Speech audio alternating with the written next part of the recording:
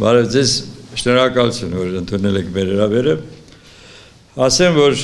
մենք վաղուց գտնում ենք, որ անհրաժեշտ է նաև մեր կողմից անցկացնել այսպիսի հարցում, որովհետև որոշակի կար կասկածներ, թե ով ինչպես է անցկացնում։ Մենք սոցիոլոգիական խմբին խնդրեցինք եւ դեկտեմբերի 1-ից 10-ը անցկացվեց այս հարցումը, որին մասնակցել են 500-ի մոտ ուրեմն 500 ուրեմն մեր ռեսպոնդենտներ եւ մենք հիմա ստացել ենք հետաքրքիր տվյալներ։ Ասեմ, որ տարիքային առումով բոլոր խմբերը ընդգրկված են համարյա հավասար, այսինքն դա նշանակում է, որ մենք ունենք իրավունք ասելու, որ տարիքային տեսանկյունից հասարակության ներկայացուցիչները բոլորը մասնակցել են այսպիսի հարցմանը։ Երկրորդը կրթական ցենզը շատ հետաքրքիր է այն առումով, որ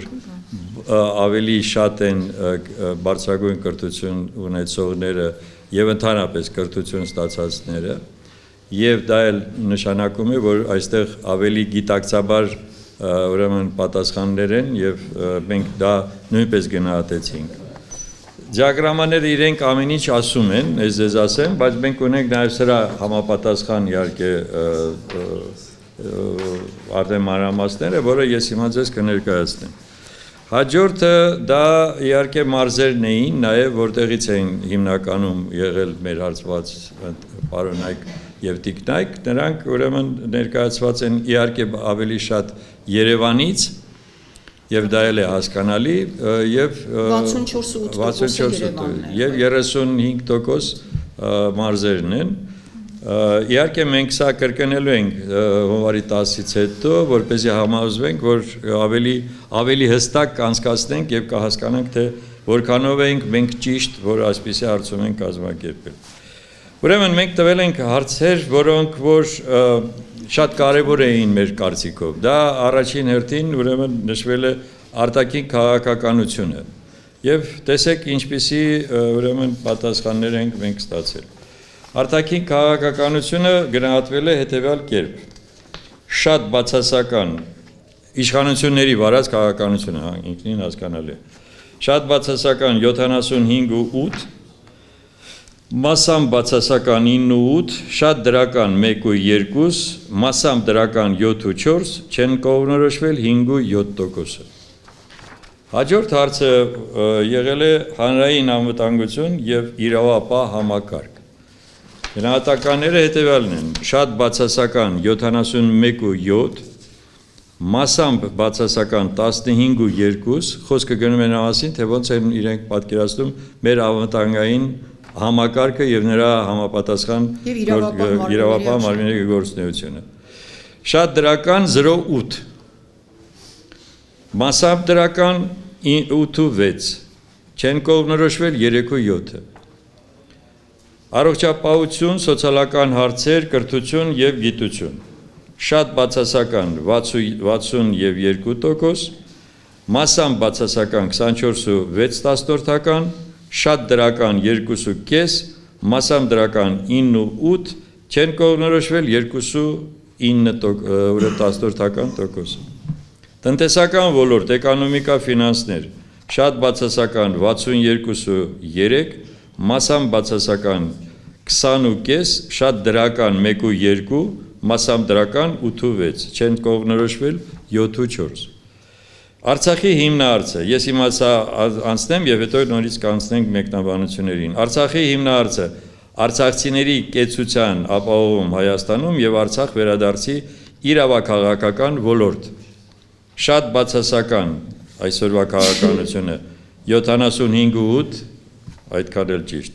Մասամբ բացասական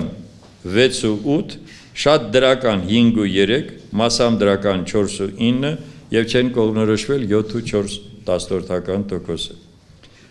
Հիմա տեսեք, սա ոլորտներն էին, որոնք մենք հատուկ առանձնացրել էինք եւ իհարկե այստեղ կան եւս նոր բաներ, որ կարելի է ամսի 10-ից հետո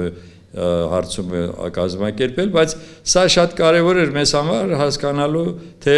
ինչպես է իրական վիճակը, ինչպես են իրականում քաղաքականությունը գնահատում այսօրվա իշխանությունների եւ հիմա հասկանալի է, որ նույն այսպիսի թվեր ես համոզված եմ ուղղակի ունի նաև իշխանությունը եւ սրանով է պայմանավորված այն հիստերիկ բոլոր դրսևորումները, որը իրականացնում է այսօրվա վարչապետը եւ նրա ամբողջ թիմը։ Այնպես որ սա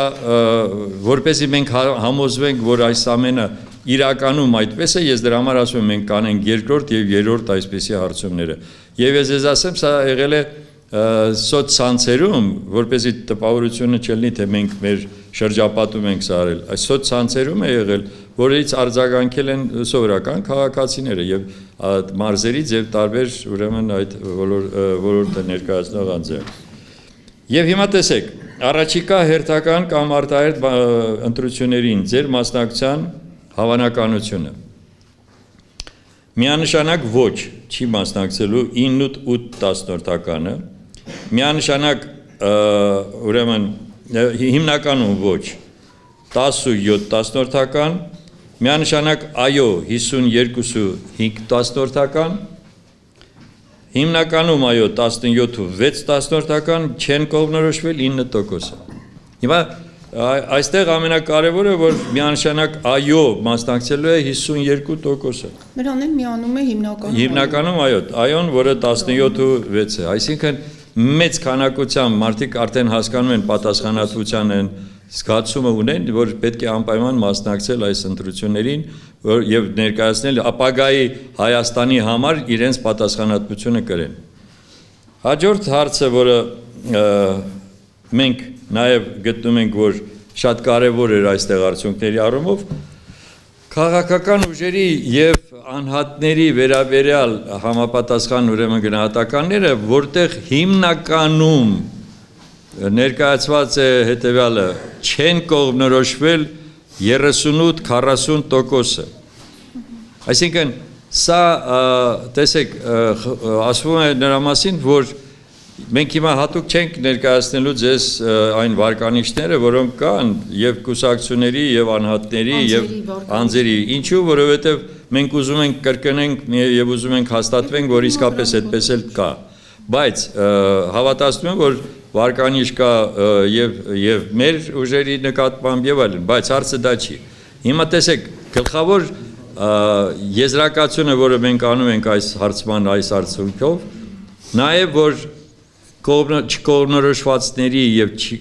մարդիկ, որոնք չգիտեն, դժվարանում են պատասխանել, դա 38-40% է։ Դա նշանակում է, որ այսօր քաղաքական ուժերը ունեն մեծագույն խնդիր բացատրելու իրենց այլընտրանքային մոտեցումները այս քաղաքականությանը, որը մենք իդեպ ասած պատրաստվում ենք անել հունվարի կեսերից հետո, անպայման հրավիրելու ենք մեծ հավաք եւ այդտեղ ներկայացնելու ենք մեր պատկերացումները, հատկապես արտաքին քաղաքականության եւ նաեւ ուրեմն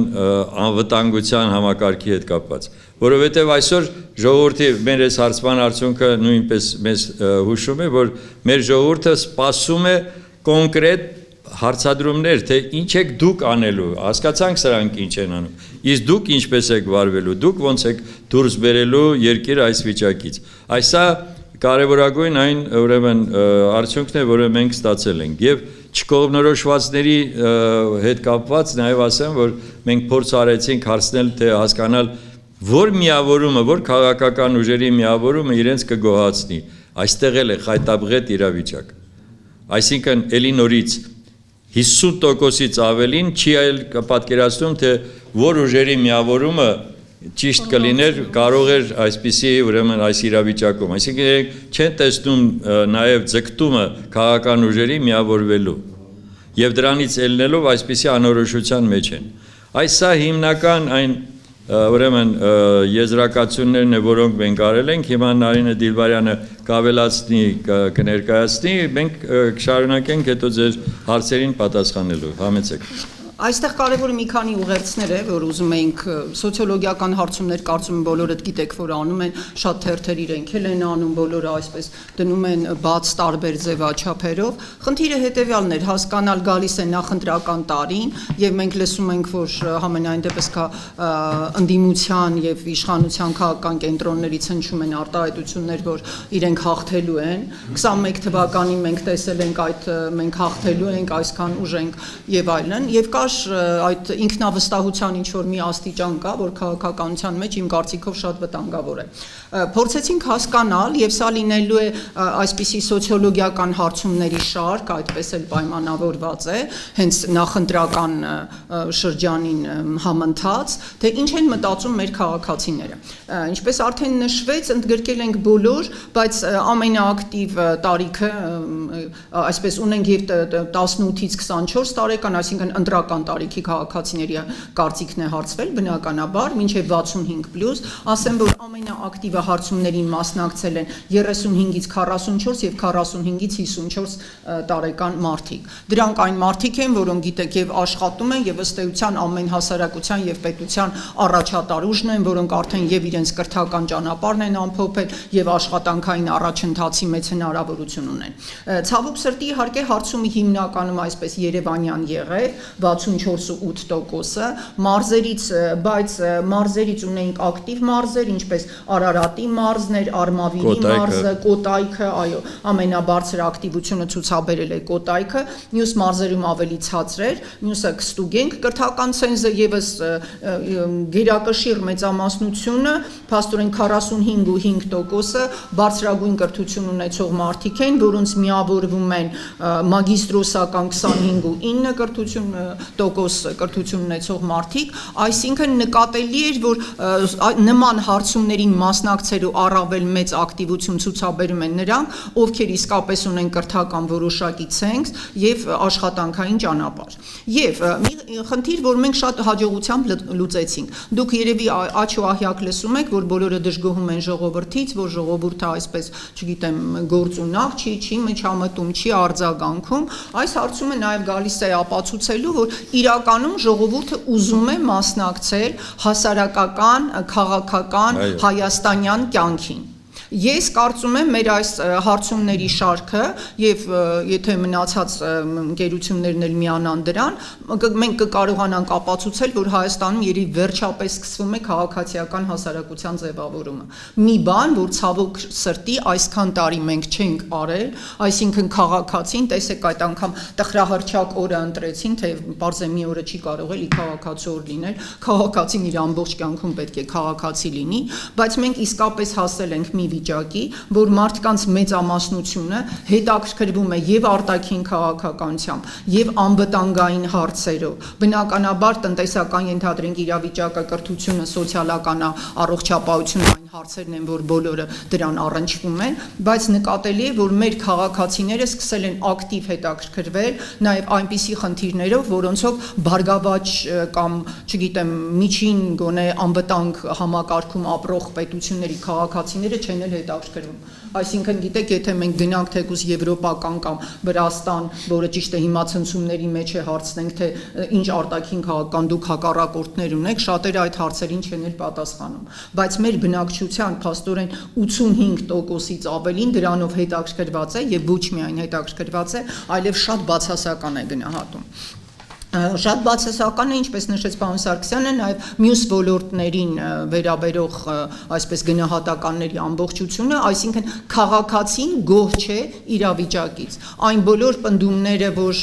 չգիտեմ, ասֆալտապատվում են կամ դպրոցներ են կառուցվում, մանկապարտեզներ են կառուցվում, դրանք անբավարար են եւ իրականում մարդիկ հասկանում են, որ քաղաքացիական պայմանագիր կուսակցության ծրագիրը 21 թվականին ընդունված տապալվել է ոչ միայն արտաքին քաղաքականության եւ Արցախի հարցով, որովհետեւ կատարվել է ուղիղ հակառակը, ինչ այն իրենք գրել էին, այլ նաեւ սոցիալ-տնտեսական, առողջապահական ոլորտում մարդիկ չեն զգում իրենց կենսամակարդակի ոչ միայն բարձրացում, այլ հակառակը այդ կենսամակարդակը իջել է։ Դա էլ պատճառն է, որ մարդիկ ուզում են մասնակցել ընտրությունների։ Ուզում են ուրախություն բոլոր քաղաքական ուժերի ասել, որ այնպես չէ, որ մարդիկ չեն ուզում մասնակցել ընտրությունների։ Բայց միևնույն ժամանակ այդ ուրախության իշխանությանը պետք է խառնել, ինչպես ասում են, այդ մի տակառ հաղթանակի մեղրին, եկեք խառնենք այդ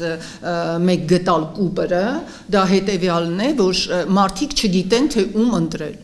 Այսինքն հիմա Հայաստանում ստեղծվել է մի իրավիճակ, որ քաղաքացիները ուզում են մասնակցել ընտրություններին, բայց տեսեք 38.9%-ը եւ դրան եթե գումարում ենք այդ 5.2 չեմ կողմնորոշվելը, փաստորեն ստացվում է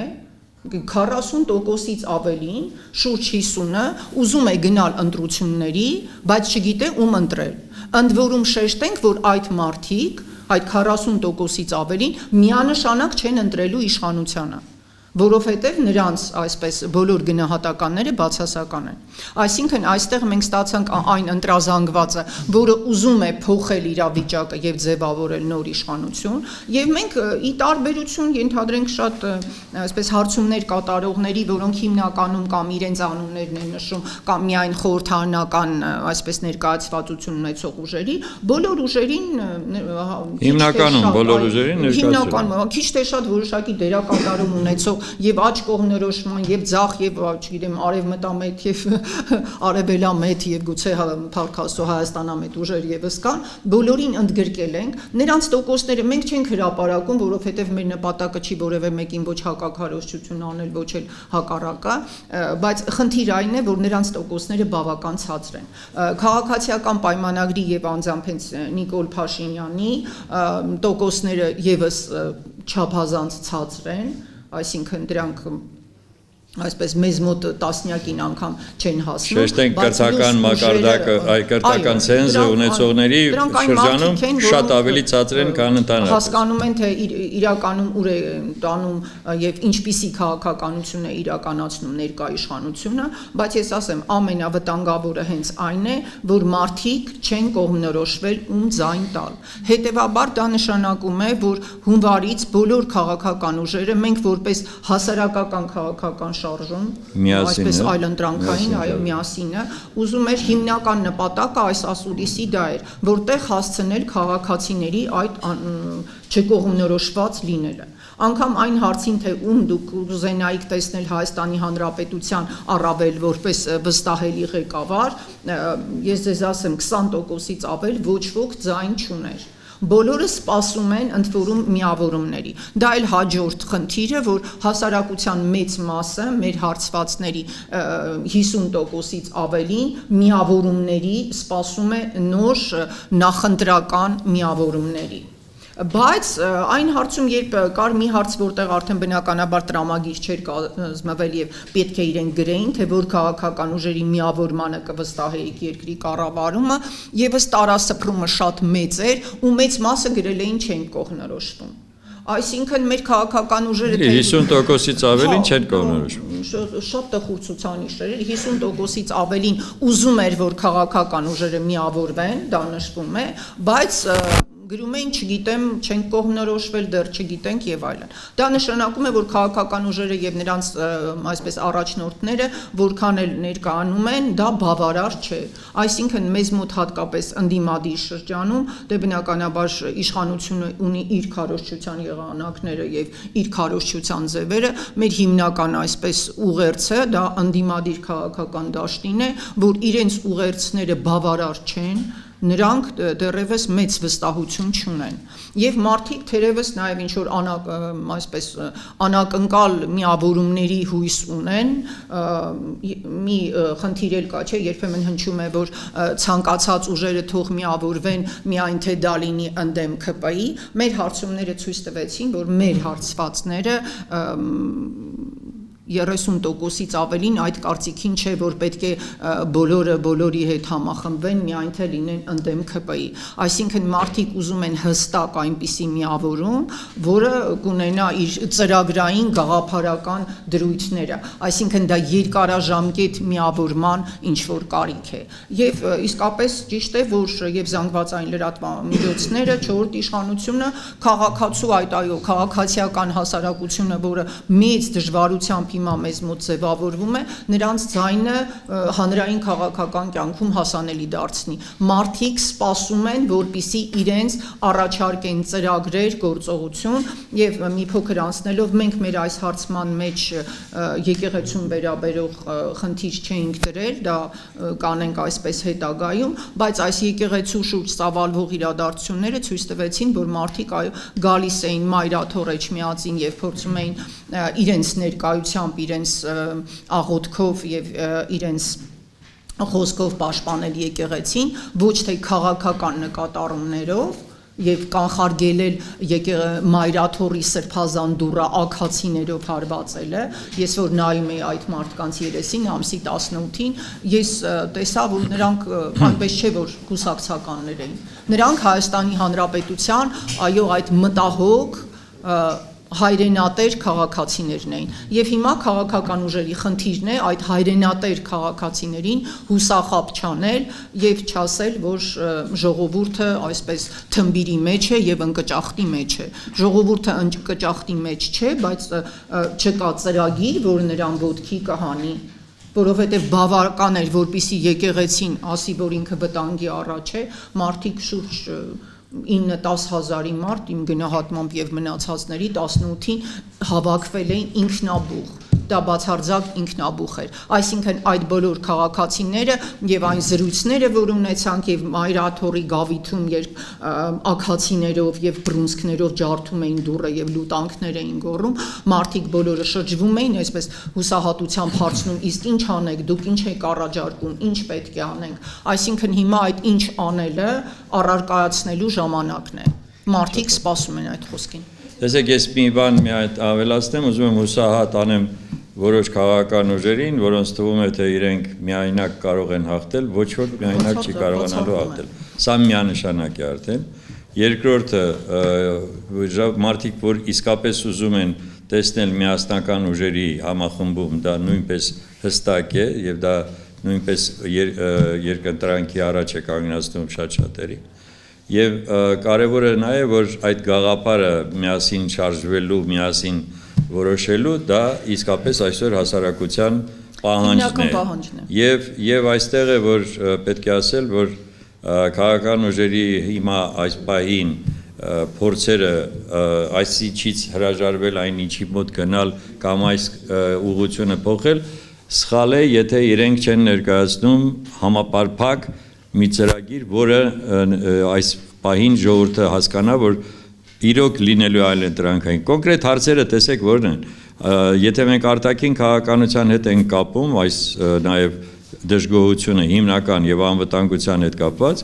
ապա այստեղ շատ կարեւոր մի հանգամանք կա։ Մարդիկ տեսնելով ինչպիսի քաղաքականություն է վարում այսօր Նիկոլ Փաշինյանը, տեսնում են Թուրքիայի եւ Ադրբեջանի վարած քաղաքականությունը մեր նկատմամբ։ Եվ սա բերում է հենց այդպիսի հակադարձության։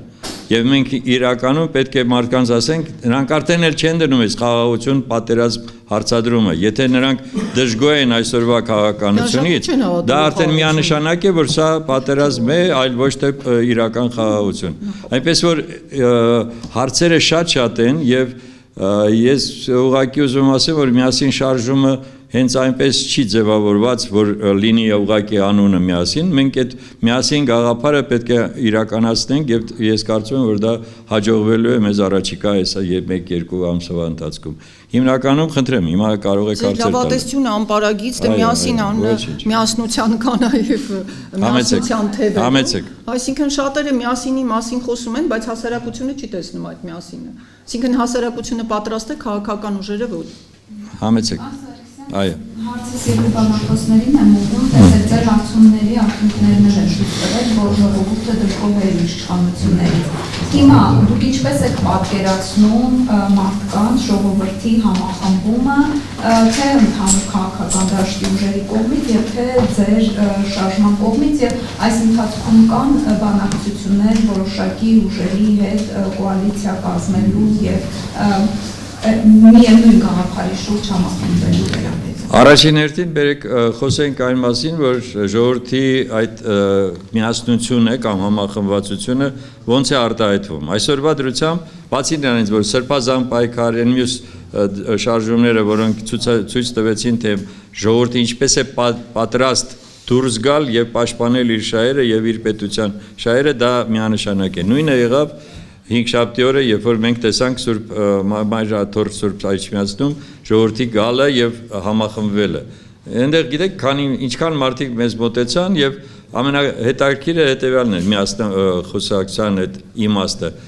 Դուք տեսաք, որ մենք միասնությունը ապահովեցինք։ Հիմա դուք քաղաքական ուժեր, դուք էլ այդ ամենը ապացուցեք, որ դուք կարող եք միավորվել։ Սա շատ հետաքրքիր հարցադրում էր։ Եվ ես կարծում եմ, որ այս ուղղությունը պետք է ճիշտ ձևով գնահատել եւ փորձել շարունակել։ Ինչ վերաբերում է թե քաղաքական ուժերի հետ, որ քաղաքական ուժերի հետ կարելի է համախմբվել եւ միասնություն ապահովել, ապա սկզբունքը հետեւյալն է։ Առաջին հերթին պետք է մտածել ինչպես ենք մենք ազատվում այս իշխանությունից, որովհետև եթե մենք հիմա նստենք եւ մտածենք թե ինչպիսի կոալիցիայով կարող ենք առաջնային ուժ դառնանք, դա երևի չբավարարի ժողովրդին, բայց գլխավոր հարցը հետեւյալն է։ Միգուցե այստեղ տարբերակներ էլ կան, գիտեք, ոչ թե անպայման կուսակցությունները միավորվեն եւ որպես քաղաքական միավոր հանդես գան, այլ միգուցե նաեւ մենք կարողանանք ձևավորենք այնպիսի մի թիմ, որը լինի ապագա կառավարության կազմը։ Այսինքն մարդիկ տեսնեն, թե ովքեր են վերցնում այդ պատասխանատվությունը իրենց վրա եւ ինչ ծրագրով են վերցնում այդ պատասխանատվությունը։ Հավանաբար, որովհետեւ քաղաքական ուժերի նկատմամբ որոշակի այդ անվստահությունը առկա է։ Եվ դրա համար միգուցե դա ավելի ճիշտ մոտեցում լինի, որ վաղը լինելու է այսպիսի կառավարություն, եթե դուք դրանց վստահում եք, մենք դա ասել ենք նաեւ շատ ավելի վաղ, բայց ցավոք սրտի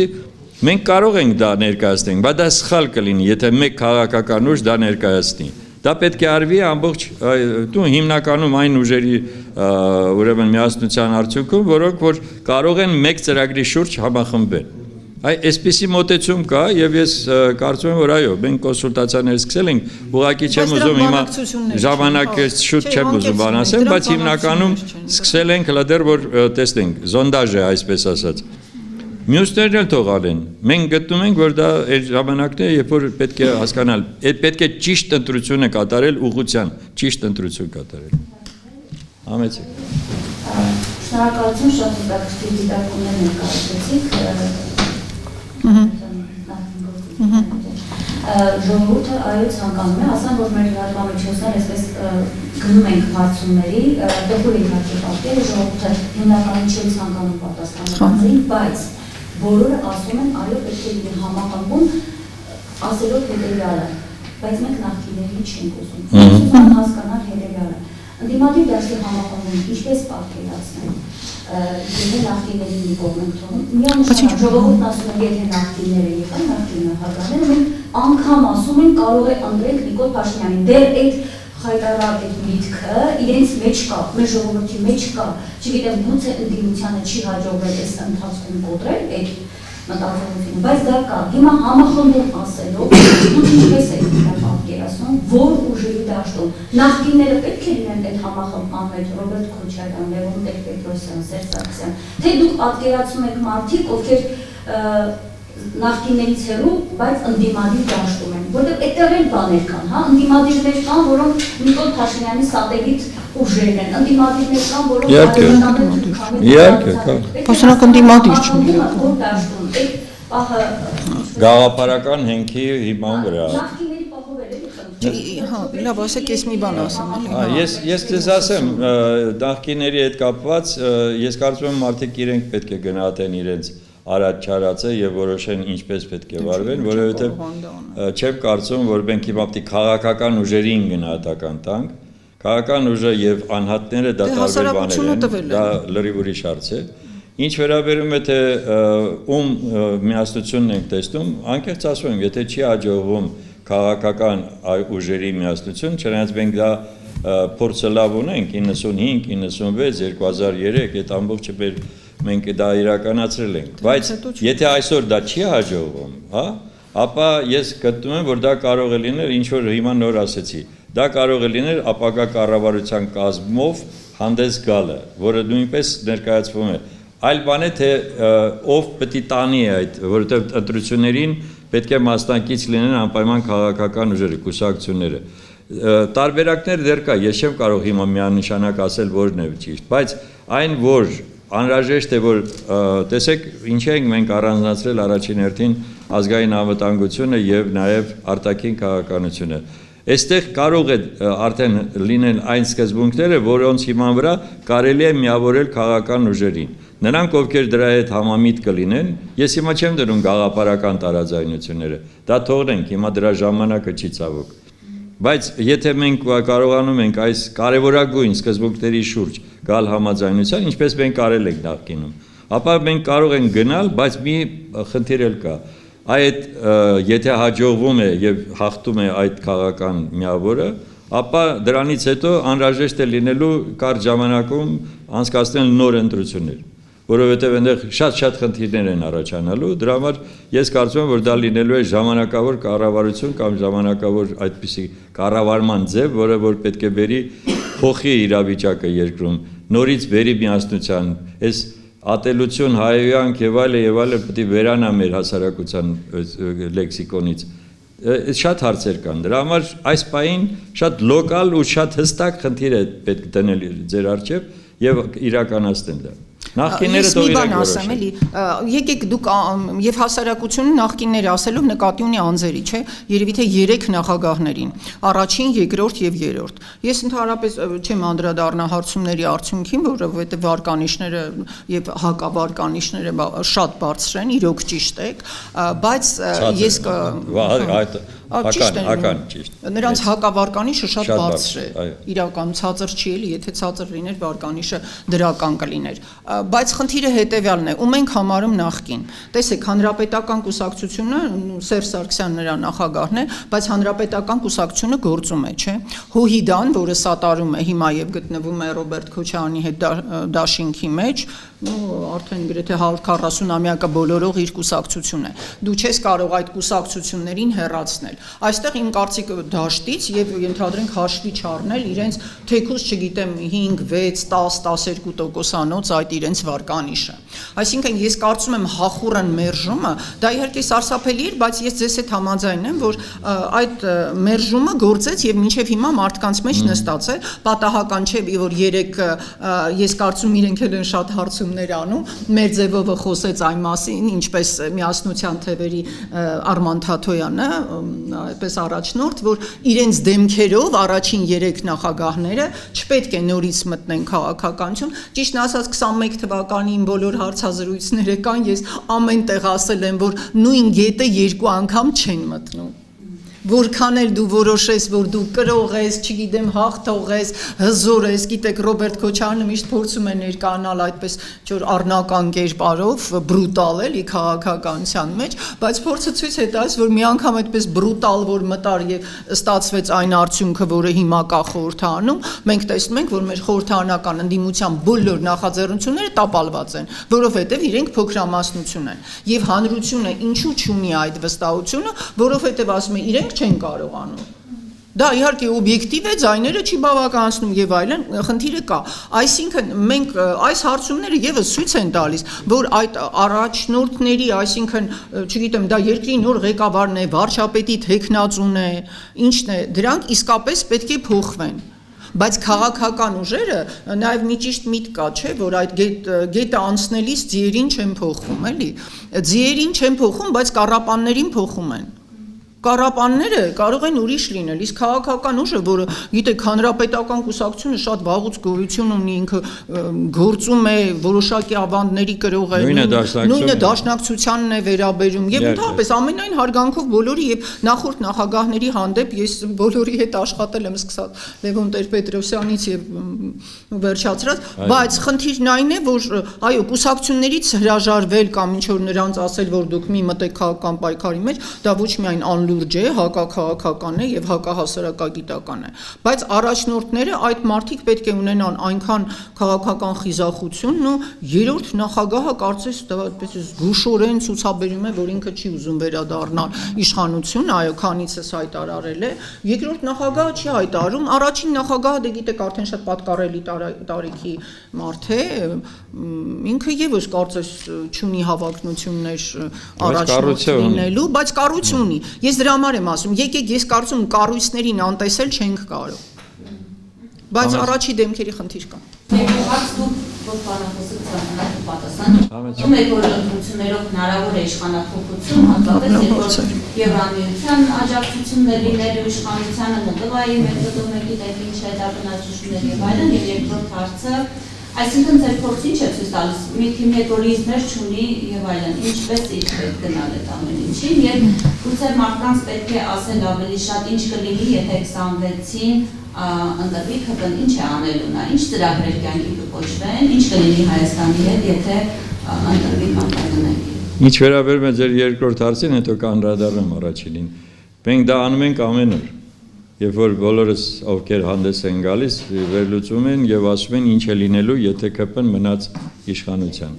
Ինչ է լինելու։ Մենք հիմա տեսնում ենք շատ པարզ այդ օրինակը երևի ձեզ համար նույնպես արդեն հայտնի է, որ Էրդողանը որոշում է, թե ով է լինելու կաթողիկոսը Հայաստանում, հա, եւ դա ընդունում է այսօրվա ես խոսում եմ հիմա կոնկրետ այդ անձի հայտարարություններից եւ ինքը որոշում է, որովհետեւ ուրեմն հանդիպում է Սահակ Մարաշլյանին, պատրիարքին եւ այնտեղ երևի թե ինչ որ համաձայնության են գալիս։ Ուրեմն ինչ վերաբերում է, լավ, ես հասկացա։ Ինչ վերաբերում է ուրեմն այն հարցին թե ինչ է անելու